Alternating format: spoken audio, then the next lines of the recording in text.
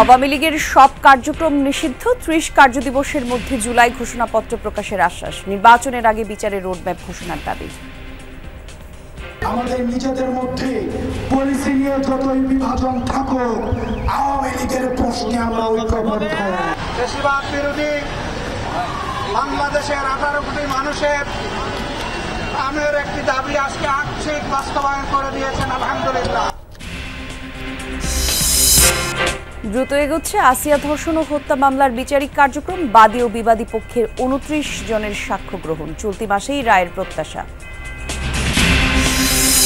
কক্সবাজারের টেকনাফে সাইফুল বাহিনীর হাতে বিভিন্ন সময় অপহৃত 14 ভুক্তভোগীকে উদ্ধার করেছে বিজেপি। আটক হননি অপহরণকারীদের কেউ।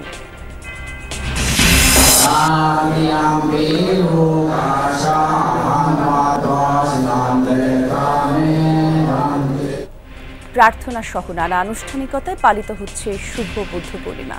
মহামতি গৌতম বুদ্ধের দেখানো পথে জীবন পরিচালনার আহ্বান।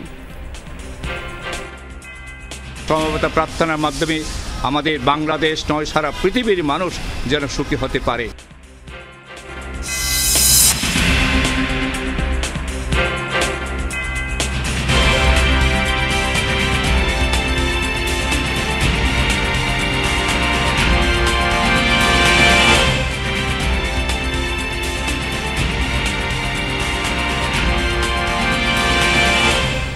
যমুনা নিউজে আমন্ত্রণ। আপনাদের সঙ্গে আমি জান্নাতুল কলি আছি। শিরোনাম দেখছিলেন। জুলাই হত্যাকাণ্ডের বিচারের আগ পর্যন্ত আওয়ামী লীগের সব ধরনের কার্যক্রম নিষিদ্ধ করার সিদ্ধান্ত গ্রহণ করা হয়েছে। শনিবার রাতে উপদেষ্টা পরিষদের এক বিশেষ সভায় এই সিদ্ধান্ত নেওয়া হয়। এ বিষয়ে প্রয়োজনীয় পরিপত্র পরবর্তী কর্মদিবসে জারি করা হবে। পাশাপাশি আন্তর্জাতিক অপরাধ ট্রাইব্যুনাল আইনের সংশোধনী অনুমোদন এবং আগামী 30 কার্যদিবসের মধ্যে জুলাই ঘোষণাপত্র প্রকাশের সিদ্ধান্ত নিয়েছে উপদেষ্টা পরিষদ। জুলাইয়ের গণ অভ্যুত্থানে আওয়ামী লীগ পতনের পেরিয়েছে 8 মাস। দলটির বেশিরভাগ নেতারা বিদেশে পলাতক, বন্দী কিংবা আত্মগোপনে থাকলেও গণ অভ্যুত্থান ও জাতীয় ঐক্যকে বিতর্কিত করতে নানা অপতৎপরতা চালিয়ে আসছে দলটির নেতাকর্মীরা। দীর্ঘদিন বিভিন্ন সভা সমাবেশে ছাত্র জনতা আওয়ামী লীগ নিষিদ্ধের দাবি জানিয়ে আসলেও এ নিয়ে মতানৈক্য ছিল রাজনৈতিক অঙ্গনে। সবশেষ গেল বৃহস্পতিবার আওয়ামী লীগ নিষিদ্ধ সহ 3 দফা দাবিতে আবারও রাজপথে নামে ছাত্র জনতা। আবারও উত্তাল হয়ে ওঠে রাজপথ। শনিবার আওয়ামী লীগের বিচারের দাবিতে শাহবাগ যখন জনসমুদ্র, তখন প্রধান উপদেষ্টার বাসভবন যমুনায় বৈঠকে বসে অন্তর্বর্তী সরকারের উপদেষ্টা পরিষদ। রাত 8:30 থেকে শুরু হওয়া বৈঠক শেষ হয় রাত 11টায়। বৈঠক শেষে বেরিয়ে এসে সংবাদ সম্মেলন করেন আইন উপদেষ্টা, সঙ্গে পরিবেশ, তথ্য ও ক্রীড়া উপদেষ্টা। আইন উপদেষ্টা জানান, বৈঠকে রাজনৈতিক দলের শাস্তির বিধান রেখে আন্তর্জাতিক অপরাধ ট্রাইব্যুনাল আইনের সংশোধনী অনুমোদন হয়েছে বৈঠকে। সভায় আন্তর্জাতিক অপরাধ ট্রাইব্যুনাল আইনের সংশোধনী অনুমোদিত হয়েছে। সংশোধনী অনুযায়ী আন্তর্জাতিক অপরাধ ট্রাইব্যুনাল কোনো রাজনৈতিক দল, তার অঙ্গ সংগঠন বা সমর্থক গোষ্ঠীকে শাস্তি দিতে পারবে। আইসিটি আইনে আওয়ামী লীগ ও তার নেতাদের বিচার করার আগ পর্যন্ত দলটির কার্যক্রম নিষিদ্ধ থাকবে বলে জানান আইন উপদেষ্টা। আন্তর্জাতিক অপরাধ ট্রাইব্যুনালে বাংলাদেশের আওয়ামী লীগ ও তার নেতাদের বিচার কার্য সম্পন্ন না হওয়া পর্যন্ত দেশের নিরাপত্তা ও সার্বভৌমত্ব রক্ষা, জুলাই আন্দোলনের নেতাকর্মীদের নিরাপত্তা এবং আন্তর্জাতিক অপরাধ ট্রাইব্যুনালের বাদী ও সাক্ষীদের সুরক্ষার জন্য সন্ত্রাস বিরোধী আইনের অধীনে সাইবার স্পেস সহ আওয়ামী লীগের যাবতীয় কার্যক্রম নিষিদ্ধ করার সিদ্ধান্ত গ্রহণ করা হয়েছে। এছাড়াও আগামী 30 কার্যদিবসের মধ্যে জুলাই ঘোষণাপত্র চূড়ান্ত করে প্রকাশ করার সিদ্ধান্ত গৃহীত হয় উপদেষ্টা পরিষদের বৈঠকে। ফয়সাল মাহমুদ, যমুনা নিউজ, ঢাকা। ছাত্র জনতার আন্দোলনের মুখে আওয়ামী লীগের সব কার্যক্রম নিষিদ্ধের ঘোষণাকে ইতিবাচক হিসেবে দেখছেন এনসিপির দক্ষিণ অঞ্চলের সংগঠক হাসনাত আব্দুল্লাহ। নির্বাচনের পূর্বে বিচারের রোডম্যাপ ঘোষণা করতে হবে বলেও জানান তিনি। এক সংক্ষিপ্ত সমাবেশে জামায়াত আমির ডাক্তার শফিকুর রহমান বলেন, আংশিক দাবি পূরণ হয়েছে। জুলাই ঘোষণা ও বিচার নিশ্চিত হলে পূর্ণতা পাবে। খেলাফত মজলিসের আমির মাওলানা মামুনুল হক বলেন, আওয়ামী লীগের বিচার নিশ্চিত না হওয়া পর্যন্ত নির্বাচন নয়।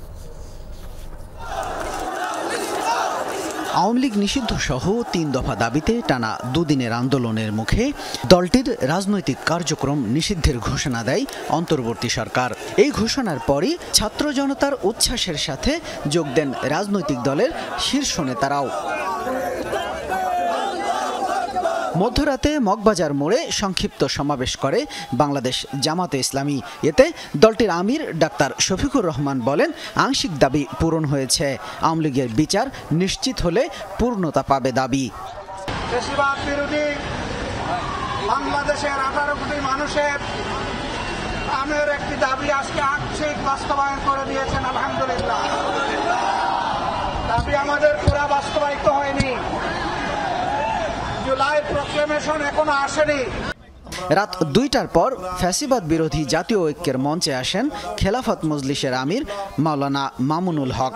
বলেন, আওয়ামী লীগের বিচার না হওয়া পর্যন্ত নির্বাচন নয়। খুনি শেখ হাসিনা সহ তার সকল সহযোগীদের বিচার বাংলার মাটিতে কার্যকর এবং সেই সকল বিচারিক কার্যক্রম তার অগ্রগতি দৃশ্যমান না হওয়া পর্যন্ত বাংলাদেশে আমরা নির্বাচনের পেঁচাল শুনতে চাই না। শেষ রাতে ফ্যাসিবাদ বিরোধী জাতীয় ঐক্যের মঞ্চে আনুষ্ঠানিক বক্তব্য রাখেন এনসিপি নেতা হাসনাত আব্দুল্লাহ। বলেন, অন্তর্বর্তী সরকারের সিদ্ধান্তের বিষয়টি ইতিবাচকভাবে দেখছে আন্দোলনকারীরা। একই সাথে জুলাই ঘোষণাপত্র বাস্তবায়নও পর্যবেক্ষণে রাখবে ছাত্র জনতা। আওয়ামী লীগকে সন্ত্রাসী সংগঠন ঘোষণা করে নিষিদ্ধ করা, আন্তর্জাতিক অপরাধ ট্রাইব্যুনালের আইনে আওয়ামী লীগের দলগত বিচারের বিধান যুক্ত করা এবং জুলাইয়ের ঘোষণাপত্র জারি করার দাবিতে ফ্যাসিবাদ বিরোধী ছাত্র জনতার আন্দোলন এই অন্তর্বর্তীকালীন সরকার কর্তৃক আমলে নেওয়ার এই যে ঘটনাটি আজকে ঘটেছে সেটিকে আমরা ইতিবাচক হিসেবে দেখছি। হাসনাত আব্দুল্লাহ বলেন, রাজনৈতিক দলগুলোর মধ্যে বিভাজন থাকলেও আওয়ামী লীগের বিচারের বিষয়ে একাট্টা। জানান, নির্বাচন ঘোষণার পূর্বে অবশ্যই বিচারের রোডম্যাপ ঘোষণা করতে হবে। আমাদের নিজেদের মধ্যে পলিসি নিয়ে যতই বিভাজন থাকুক, আওয়ামী লীগের প্রশ্নে আমরা ঐক্যবদ্ধ। অন্তর্বর্তীকালীন সরকার কর্তৃক নির্বাচনের ঘোষণার পূর্বে আবশ্যিকভাবে বিচারের রোডম্যাপ আমাদের সামনে ঘোষণা করতে হবে। সোমবার প্রজ্ঞাপন জারি হলে আনন্দ মিছিল করার ঘোষণাও দেন হাসনাত আব্দুল্লাহ। এই সোমবারে প্রজ্ঞাপন নিয়ে আমরা আনন্দ মিছিল করব। শামীম রেজা, যমুনা নিউজ, ঢাকা। আওয়ামী লীগকে চিরতরে নিষিদ্ধ জুলাই ঘোষণাপত্র বাস্তবায়ন এবং আহতদের উন্নত চিকিৎসার দাবিতে শাহবাগ অবরোধ করেছে জুলাই গণ অভ্যুত্থানের আহতরা। বক্তব্য, কোনো দলের ব্যানারে জুলাইকে হারিয়ে যেতে দিতে চান না তারা। বলেন, আহতরা বেঁচে থাকতে আওয়ামী লীগ বা দোসরদের কোনোভাবেই পুনর্বাসন করা হবে না। আওয়ামী লীগের কার্যক্রম নিষিদ্ধের নামে নাটক নয়, আইন প্রয়োগের মাধ্যমে চিরতরে আওয়ামী লীগ নিষিদ্ধ করার দাবি তোলেন তারা। জানান, আওয়ামী লীগ নিষিদ্ধের ফয়সালা ছাড়া রাজপথ ছাড়বেন না। এছাড়া রাজপথে থাকাকালীন জুলাই ঘোষণাপত্র চান। একই সাথে দাবি বাস্তবায়ন না হওয়া পর্যন্ত রাজপথে থাকার হুঁশিয়ারি। মিছিলে স্লোগানে প্রকম্পিত হয়েছিল শাহবাগ। তো এরপরেও আওয়ামী লীগ পরিপূর্ণভাবে নিষিদ্ধ হয়নি। আমরা চাই যে পরিপূর্ণভাবে একেবারে পুরো এই বাংলাদেশ থেকে আওয়ামী লীগ চিরকালের জন্য নিষিদ্ধ হোক। শেখ হাসিনার বিরুদ্ধে জুলাই গণহত্যা মামলার তদন্ত প্রতিবেদন আগামীকাল প্রসিকিউশনের হাতে দাখিল করা হতে পারে। আন্তর্জাতিক অপরাধ ট্রাইব্যুনালের চিফ প্রসিকিউটর জানায়, রিপোর্ট হাতে পেলেই ফরমাল চার্জ দাখিলের মধ্য দিয়ে শুরু হবে বিচারের আনুষ্ঠানিকতা। এক ফেসবুক পোস্টে chief prosecutor advocate Tajul Islam জানিয়েছেন, ট্রাইব্যুনালের তদন্ত সংস্থা এরই মধ্যে জুলাই গণহত্যায় শেখ হাসিনার সরাসরি নির্দেশের অডিও, ফরেন্সিক সহ বহু প্রমাণ পেয়েছে। আরও বলেছেন, 5 আগস্ট চানখারপুল হত্যাকাণ্ডের দায়ে সিনিয়র পুলিশ অফিসারের বিরুদ্ধে তদন্ত রিপোর্ট দাখিল করা হয়েছে। ওই হত্যাকাণ্ডের দায়ে আনুষ্ঠানিক বিচারের জন্য ফরমাল চার্জ চলতি সপ্তাহে দাখিল করা হবে। কক্সবাজারের টেকনাফ থেকে সাইফুল বাহিনীর হাতে বিভিন্ন সময়ে অপহরণ হওয়া 14 জনকে উদ্ধার করেছে বিজিবি। শনিবার রাতে উত্তর লাম্বুরি এলাকায় চিহ্নিত মানব পাচারকারী সাইফুল ইসলামের বাড়ি থেকে তাদের উদ্ধার করা হয়, তবে কোনো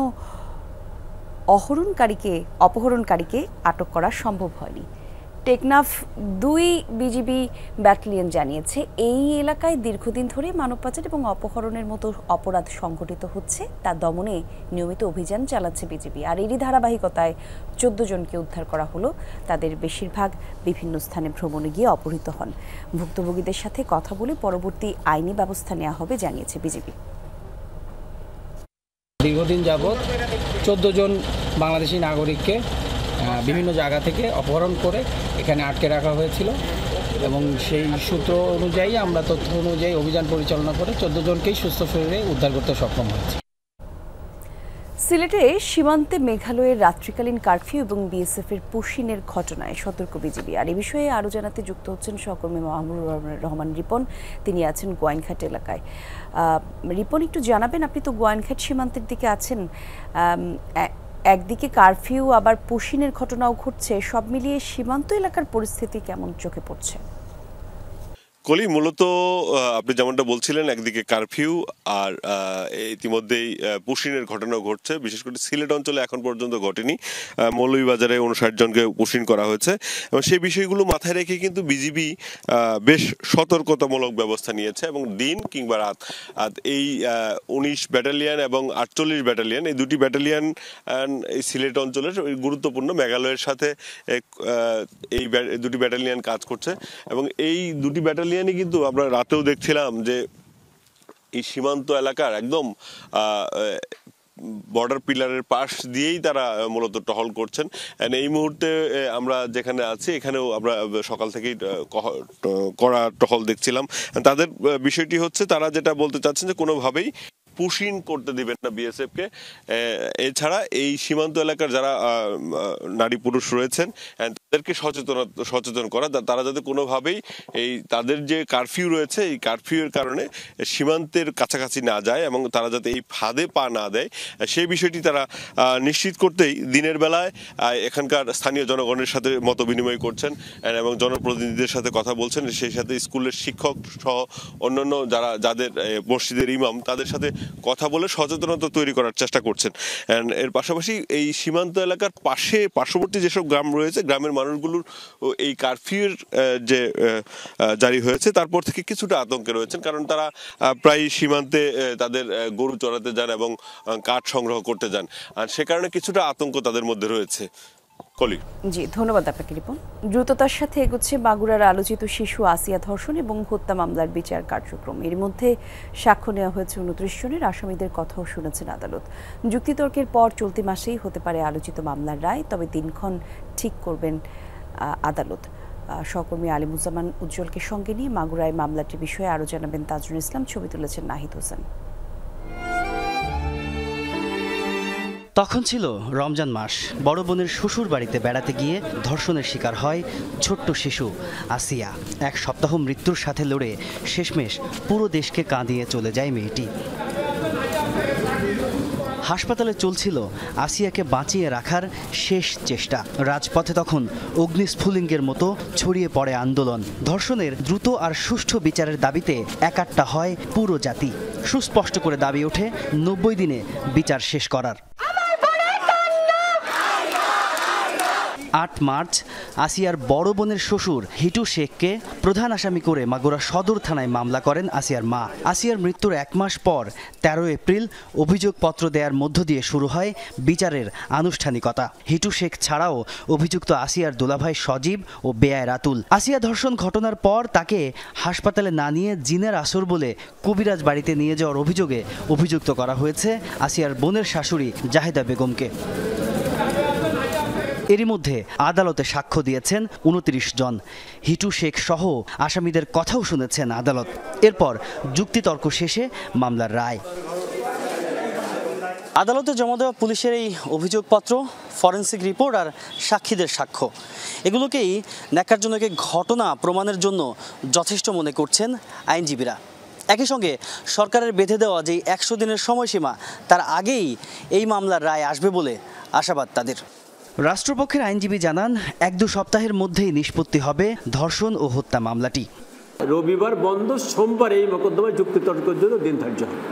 সেক্ষেত্রে আমরা আশা করতেই পারি যে আমরা মাঝামাঝি এই মাসের মাঝামাঝি সময়ের ভিতরে আমরা ইনশাআল্লাহ এই মামলার রায় শুনতে পাবো। মামলার এজাহারে ঘটনার সময় উল্লেখ করা হয়েছিল রাত 1:30টা। তবে পুলিশের দেওয়া অভিযোগপত্রে বলা হয়েছে সকাল 8:20 থেকে 9:30-এর মধ্যে। সময়ের ভিন্নতা থাকলেও মূল আসামি হিটু শেখ একাই জড়িত বলে জবানবন্দি দিয়েছেন। যদি কোনো দুর্বল সাক্ষ্যও হয় তাহলে তার 164-এর উপর বেসিস করেই তাকে সাজা দেওয়া যায়, এটা আইনেই বলা আছে।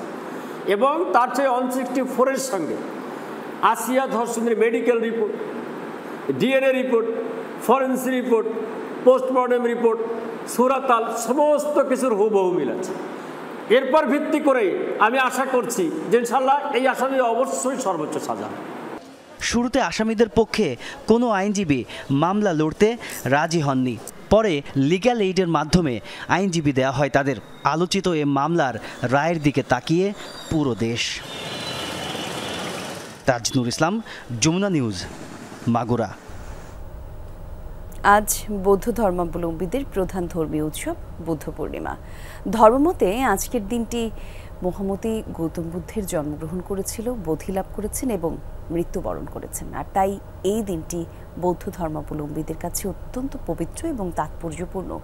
আন্তর্জাতিক বৌদ্ধ বিহারের প্রধান অধ্যক্ষ ধর্মমিত্র মহাথেরো বলেন, মানুষে মানুষে ভেদাভেদ ভুলে ঐক্যবদ্ধ থাকতে পারলে পৃথিবীতে মারামারি হানাহানি আর থাকবে না।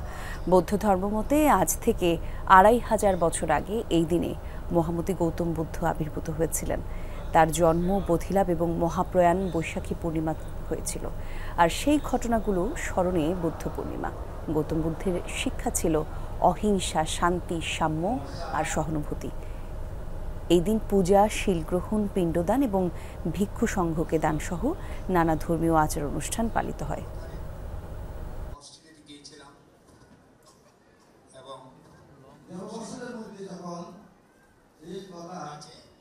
প্রার্থনা শেষে বলে থাকি যে সব্বে সত্তা সুখিত ভবন্তু, জগতের সকল প্রাণী সুখী হোক, দুঃখ থেকে মুক্তি পাক। স্বর্গ মর্তের যত প্রাণী আছে, মানুষ আছে, দেবতা আছে, সবাই যেন সুখে শান্তিতে বসবাস করতে পারে এই প্রার্থনা করি। আজকে আমরা প্রার্থনা করব যেন সমবেত প্রার্থনার মাধ্যমে আমাদের বাংলাদেশ নয় সারা পৃথিবীর মানুষ যেন সুখী হতে পারে। বুদ্ধ ধর্মের আজকের এই বিশেষ আয়োজনের আরও কিছু খবর আমরা জানব সহকর্মী রেদওয়ান আহমেদের কাছ থেকে। তিনি রাজধানীর আন্তর্জাতিক বৌদ্ধ বিহারে আছেন।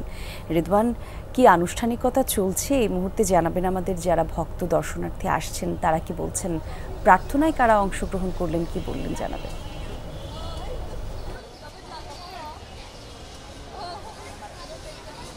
কলি কিছুক্ষণ আগে কিন্তু যে মূল প্রার্থনা পর্ব সেটি কিন্তু শেষ হয়েছে এবং প্রার্থনা পর্বে কিন্তু প্রায় অনেক মানুষ উপস্থিত হয়েছে এখানে এই বৌদ্ধ বিহারে।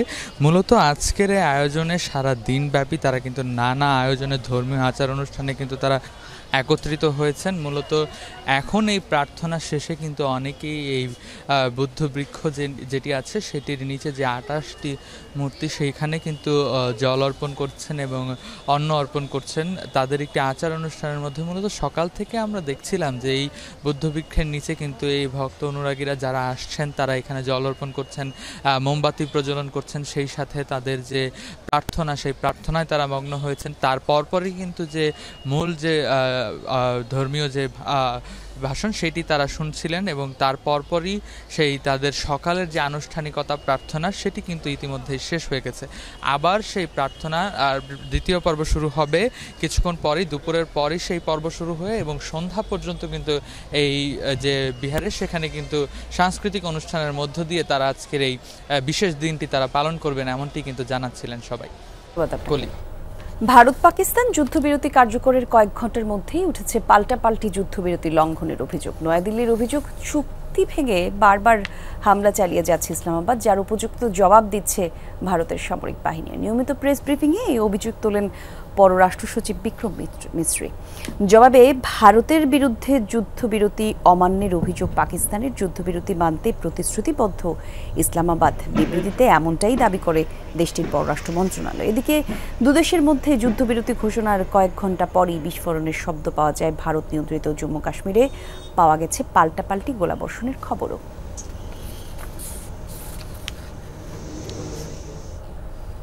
পাকিস্তান ও ভারতের মধ্যে দ্বন্দ্বের দীর্ঘস্থায়ী সমাধানের আহ্বান জানিয়েছে ইসলামী সহযোগী সংস্থা OIC।